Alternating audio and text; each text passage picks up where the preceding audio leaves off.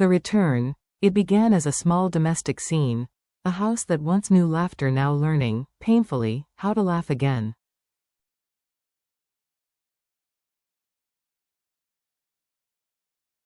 After a season of lies and betrayal engineered by a woman named Trang, CEO James had finally undone the worst of it.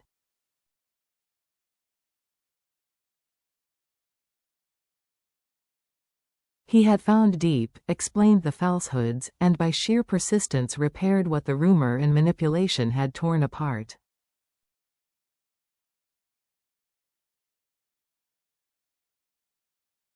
Their reunion, the fragile, incandescent moment when two people who had been pushed apart by malice chose to come back together, set the episode's tone. Love had returned, but danger had not yet been silenced.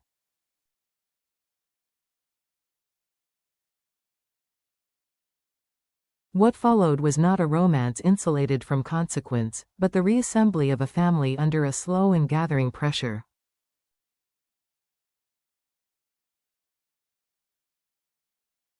James's mother, a figure who had once regarded Deep with reserve, let that reserve dissolve.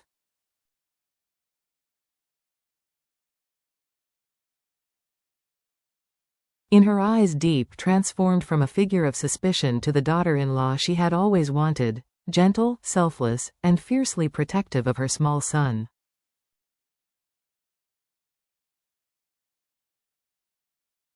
If this were a human interest piece, the headline might have read, "Rivalries End, Family Heals."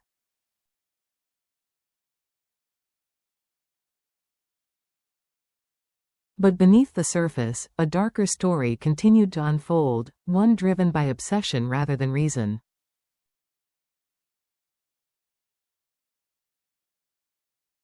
The soft settlement before the storm.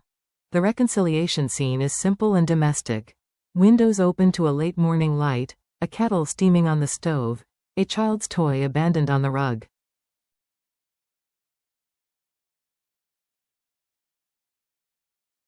James squeezes Deep's hand. His mother, who had once presided over the house like an austere monarch, now speaks in a gentler key.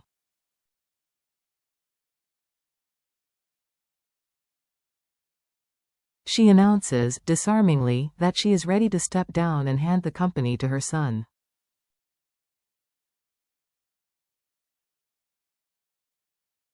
Her decision is both personal and performative.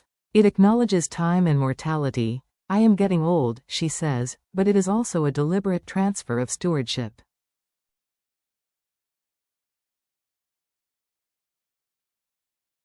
For James, the offer is both recognition and moment of existential shift. The battlefield of corporate strategy gives way, for the first time, to the politics of family.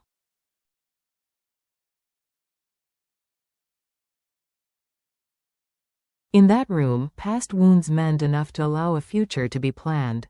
There is a second, more surprising gesture. The matriarch takes Deep's hand and offers her a place in the company, to start as James's secretary and, in time, to govern side by side with him.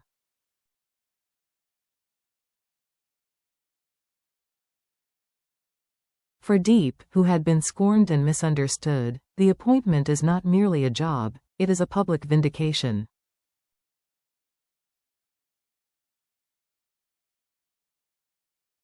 It is a soft coronation. The small household brightens. For a few scenes, the narrative breathes.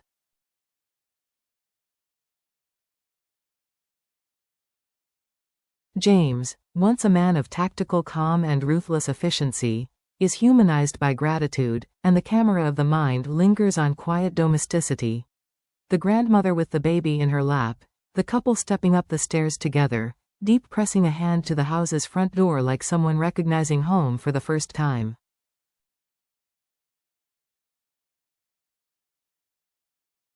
These moments do more than restore balance. They reveal what Trang hates most. It is not James's success.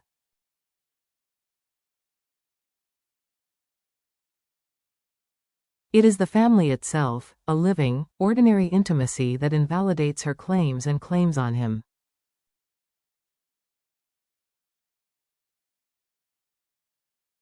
If James's quiet contentment is a rebuke, Trang receives it like a wound that will not heal.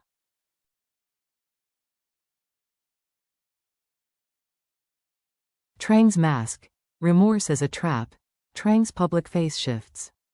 Gone is the open antagonism, in its place a studied humility.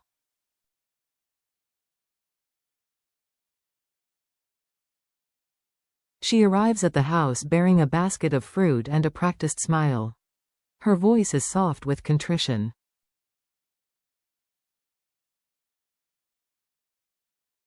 She says the right things: apologies, regret, a promise to leave, to study abroad, to remove herself from the orbit of the family she has tormented.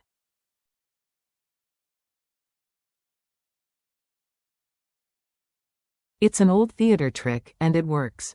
James is cautious but polite. His mother, softened by recent events, accepts Trang's apology with a wary kindness.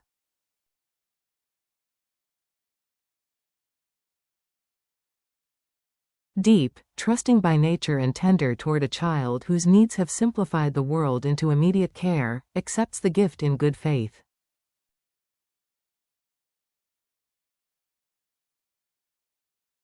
She slices the fruit, thinking of the baby's nutrition and the superstitions that bind new mothers to foods said to improve lactation.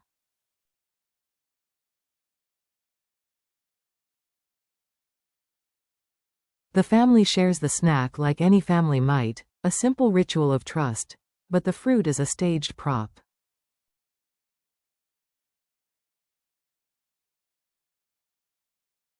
Behind the smile is calculation. Behind the study abroad story is desperation. Trang's family is bankrupt, and her future, in her eyes, depends on bringing James back into her life by whatever means necessary.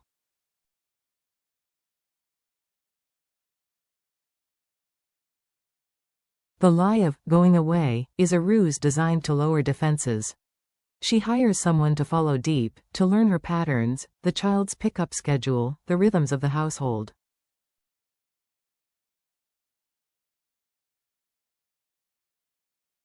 The care with which she plans is almost clinical. Her jealousy, once petty, has metastasized into a logic of elimination. If the mother and child are gone, the man will, in her calculation, return.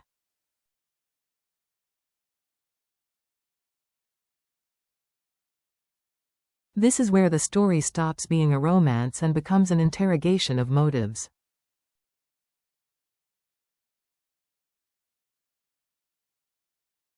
Trang's actions are not simply vindictive, they are strategic. She frames herself as a believer in destiny while systematically arranging the means to control it.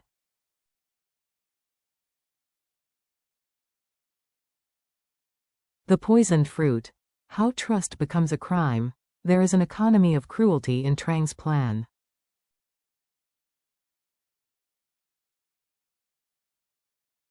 She selects a toxin that is tasteless and odorless so that suspicion will not be immediate. She chooses fruit, a benign and nurturing symbol, to weaponize the family's routine.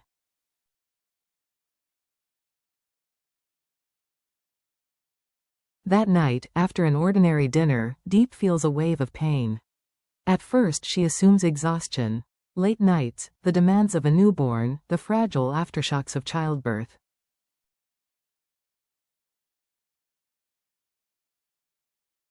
But the pain quickly becomes something else, violent, incapacitating. James, stepping from the shower, becomes the reluctant witness to an unfolding nightmare.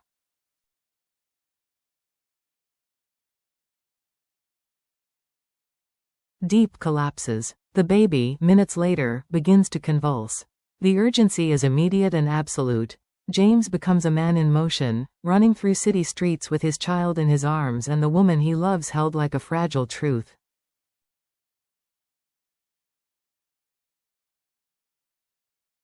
He runs red lights, ignores honks, and races to the hospital as if the speed could outrun consequence.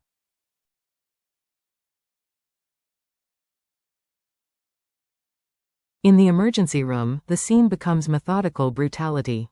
2 cases are admitted simultaneously, a postpartum mother and an infant who is not yet a year old.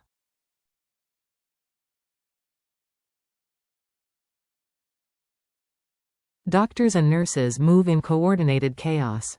The baby's condition stabilizes first. The medical team diagnoses mild poisoning likely transferred through breast milk.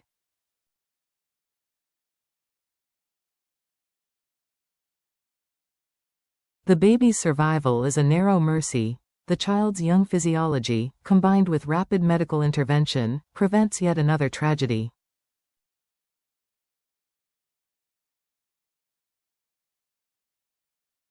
Deep's prognosis is worse. She has an underlying heart condition, and the toxin's aggressiveness outpaces the neutralizing measures the doctors can deploy.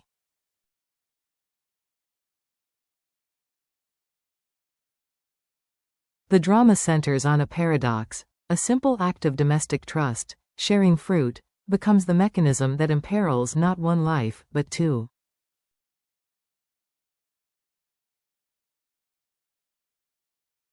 The hospital vigil, prayer, science, and a small miracle. The hospital becomes a theater of waiting.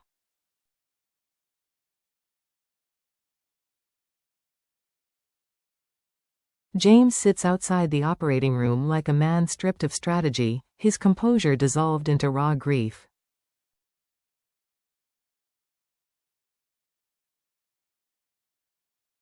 We see him, once a CEO comfortable with numbers and control, reduced to a father with blood on his knuckles from clenching his fists.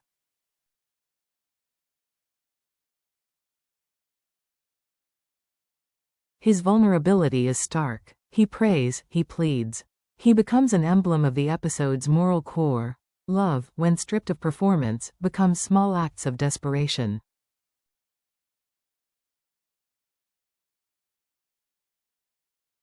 Inside, Deep hovers between consciousnesses.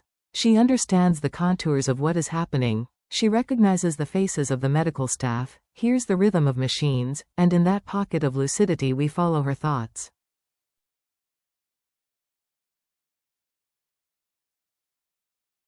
They are not sermons about death but small, human regrets. I won't see my son toddle. I won't grow old with him. I'm sorry to James for leaving early.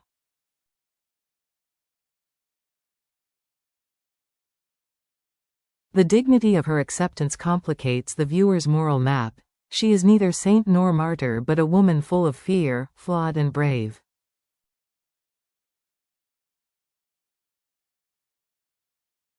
Then, improbably, Deep stabilizes. Day by day her vitals improve. The physician's language shifts from grim to incredulous.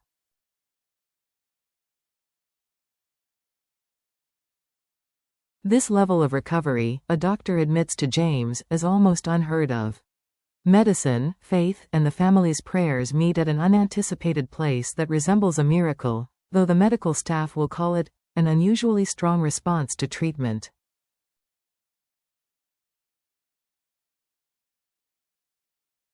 The baby, once limp, becomes alert. The family is discharged after more than a month. The small house on the hill re-illumines with a light that is less theatrical than earned.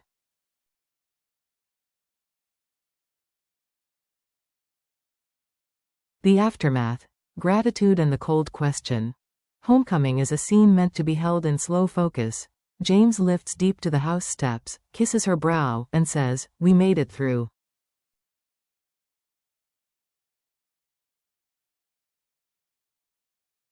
You'll never have to fight alone again. The grandmother, the woman who passed the business baton, holds the infant like a talisman and sheds tears that are both relief and regret.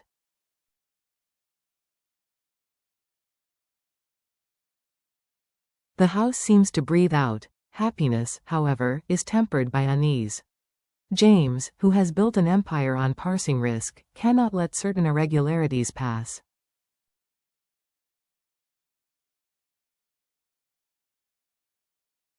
The family had eaten only the fruit provided by Trang. Both mother and child were poisoned.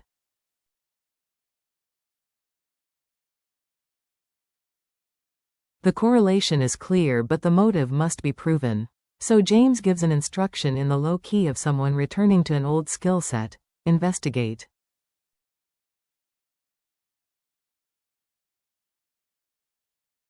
He asks his most trusted aide for a full inquiry, every person who entered the house that day, every dish, every word spoken.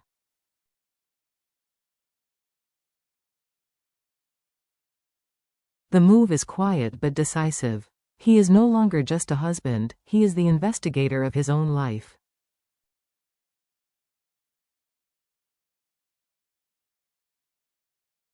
Trang's reaction to the failure of her plan is visceral. When she learns that Deep and the child survived, she smashes a mirror in a fit of rage.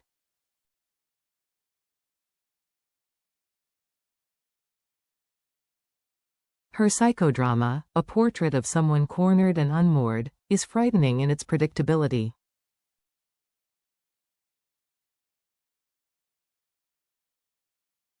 For her, the world rearranges into a simple equation: absence of the rival equals the return of the prize.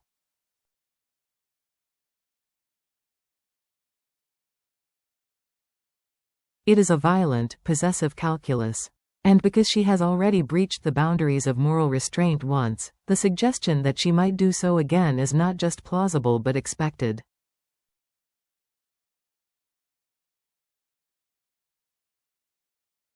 Anatomy of a villain, desperation, design, and the performance of innocence. Trang is written, and writes herself, from a place of practical desperation.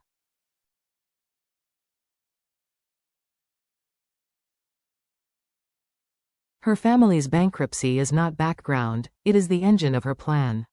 The study abroad tale is an expensive lie, a public performance that masks the private truth of debt and calculated survival.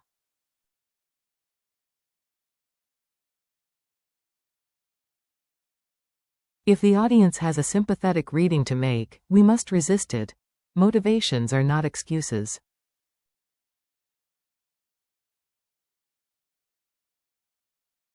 Hunger and fear do not become authorization for poisoning. Yet the dramatic complexity of Trang's character comes from the way she uses social performance, apologies, gifts, melodramatic humility, as a weapon.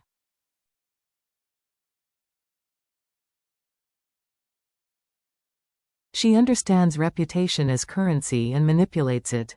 The episode forces the viewer to recognize just how easily social niceties, a fruit offered with a smile, an apology whispered over tea, can be weaponized by someone with a plan and the capacity for self-deception.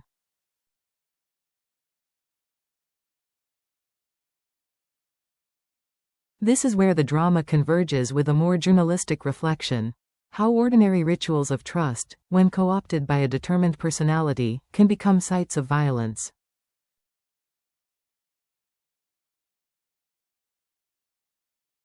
The fruit here is not merely a prop. It is a symbol of how domestic life can be infiltrated, the private made lethal.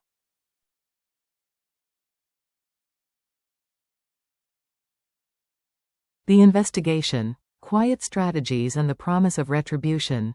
James's response to the crime is strategically quiet.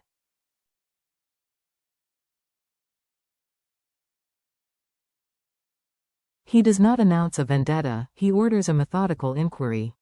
He tasks his aide with a checklist. Who visited the house that day? From where did the fruit arrive? What are the contacts connected to Trang, who was following Deep's routines?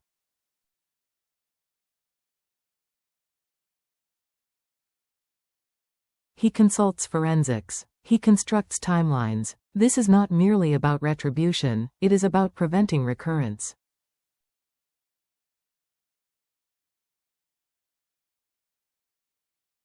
The investigation scenes are procedural and deliberately unromantic. Interviews in terse office rooms, whiteboards of names and times, cell phone logs scoured for location pings.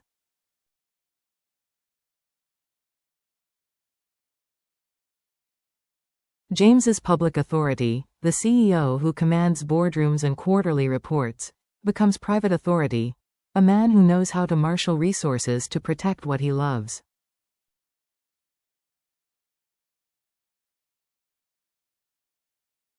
In those scenes we watch competence become tenderness. Meanwhile, Trang's spiral accelerates.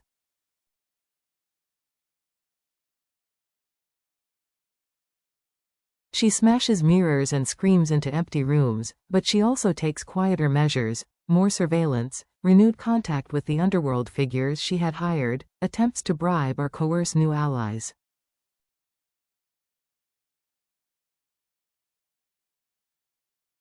The moral of this stretch is uncomfortable. When someone has already broken social taboos and caused harm, the likelihood they will do so again increases.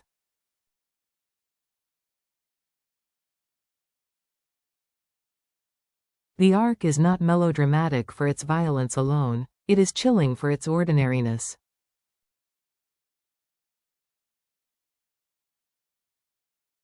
People can lie and hurt for reasons that feel painfully rational to them. Ethics, faith, and the emotional currency of forgiveness.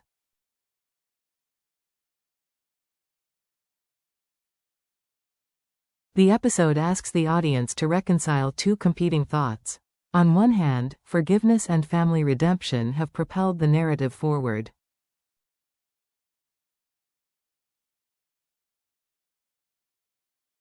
Deep chooses, ultimately, to stay, to forgive James for whatever he may have been accused of and to accept her place in the family.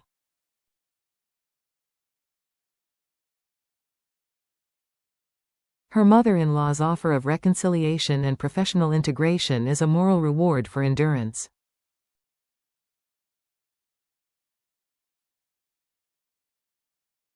On the other hand, the story refuses to reduce consequences to a tidy lesson. The villains here are not given easy redemption arcs.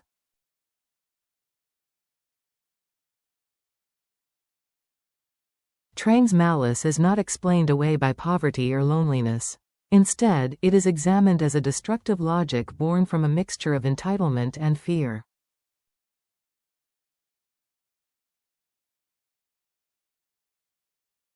The drama is careful not to lavish pity on the perpetrator. It insists upon a rigorous moral accounting.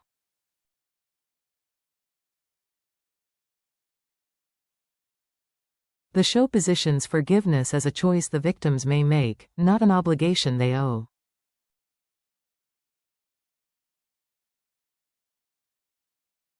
This tension is what gives the episode its ethical bite. Viewers are invited to admire Deep's resilience and James's devotion, but also to be uneasy about societal structures that create for some people a belief that they can seize what they want at any cost.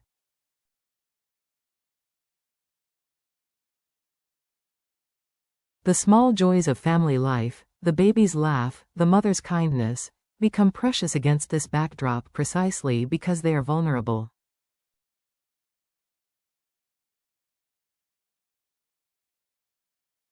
Scene studies, moments that shape a long night. To understand the emotional architecture of the episode, it helps to linger on short, crystalline scenes.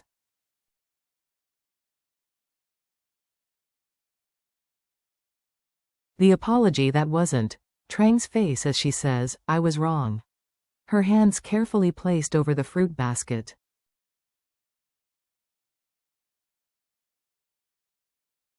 The viewer is invited to read the subtext. Contrition is strategy. The slice.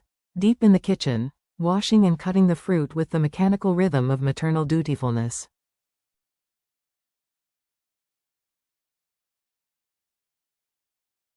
Small domestic acts become dramatic fulcrums. The collapse. Deep gripping the counter, her face gone white.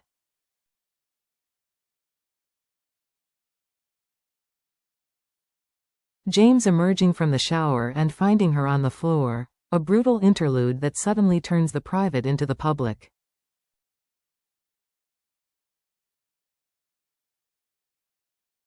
The sprint, the car, red lights, the city flying by as James carries his child and his hope.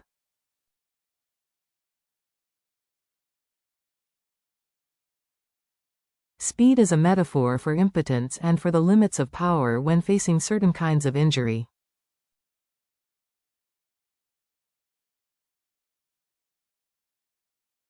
The hallway. James collapsed, cradling his son after hearing the baby's condition stabilized.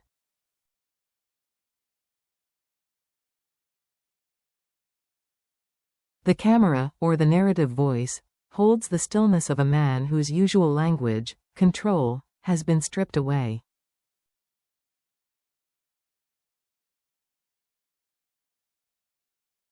The chapel scene. Two people kneel in a small chapel, palms pressed together. The organ hums.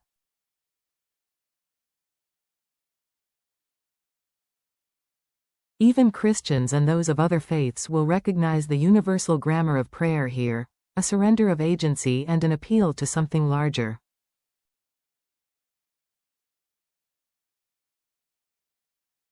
The recovery. Gradual. Not cinematic with a single dramatic headlift, but slow and credible. A day of better vitals, another day of appetite, a nurse's smile that grows less forced.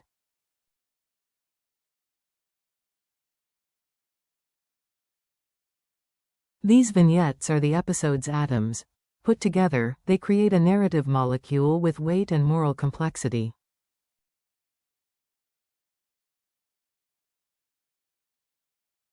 Character portraits. James, an archetype in transition, hard-nosed CEO and reinvented husband.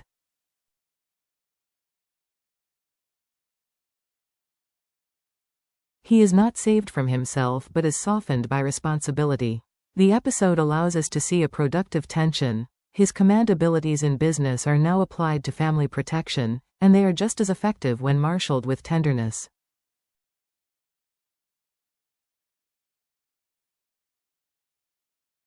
What makes him compelling is his contradiction. He is a strategist who will sprint to the hospital because strategy has its limits.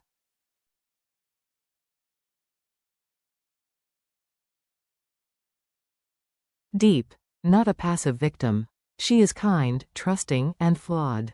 Her choices come from love, not from martyrdom.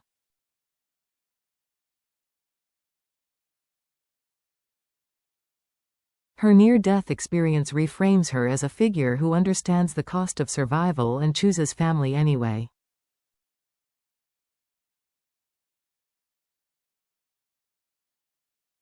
In the reconstruction of the family, she becomes the quiet center. James's mother, a woman of power who discovers that legacy means more than balance sheets.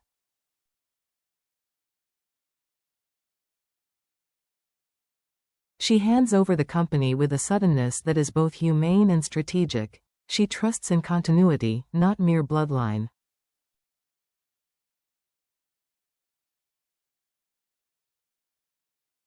Her conversion from reserved to appreciative muddies her earlier judgments and makes her a more generous figure.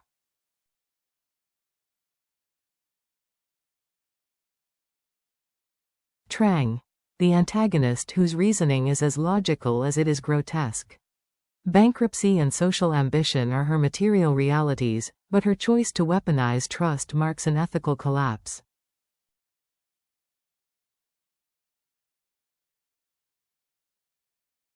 She is neither cartoon villain nor tragic figure. She is humanly credulous in her own narrative and therefore dangerous.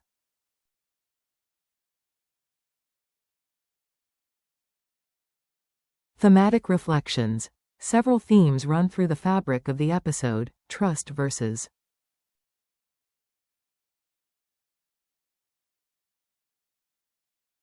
performance. The episode continually interrogates the difference between what people say and what they mean.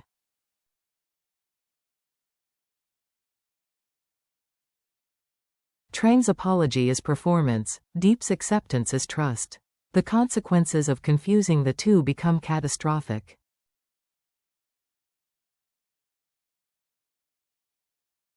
Power and vulnerability. James's power is both public, corporate, and private, paternal.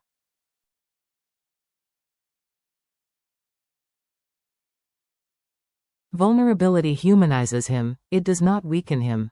The show juxtaposes boardroom tactics with hospital corridors to interrogate how leadership translates across domains.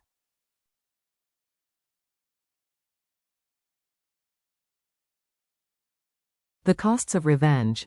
Trang's revenge is logical in her mind but obscene in its implementation.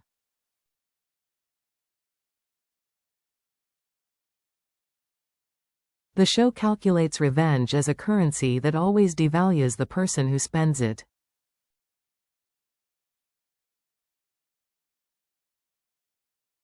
Faith and medicine. The narrative frames recovery as an encounter between clinical care and prayer.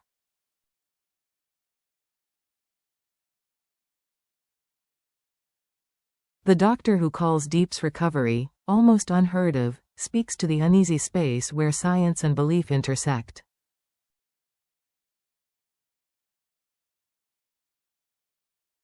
Ending notes and setup for what comes next.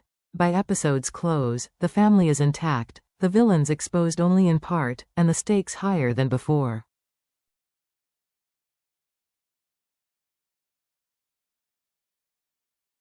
James has ordered an investigation, an administrative act that signals something more than revenge. It signals a commitment to justice.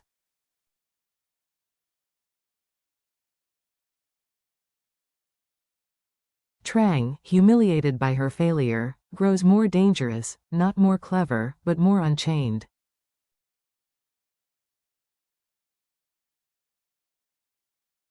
The arc promises that the next episodes will test the family's resilience further.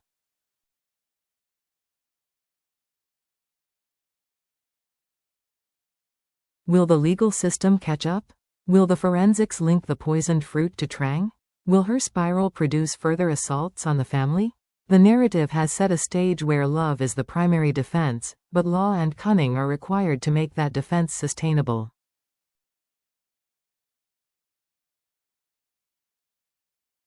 A human story, with a caution. This episode succeeds because it treats ordinary domestic life as the site of both greatest risk and greatest redemption.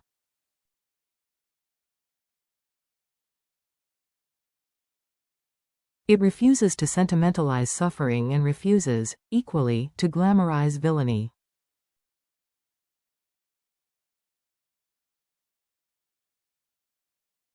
The family's victory is real but precarious. The villain's hatred is real but ultimately self-destructive.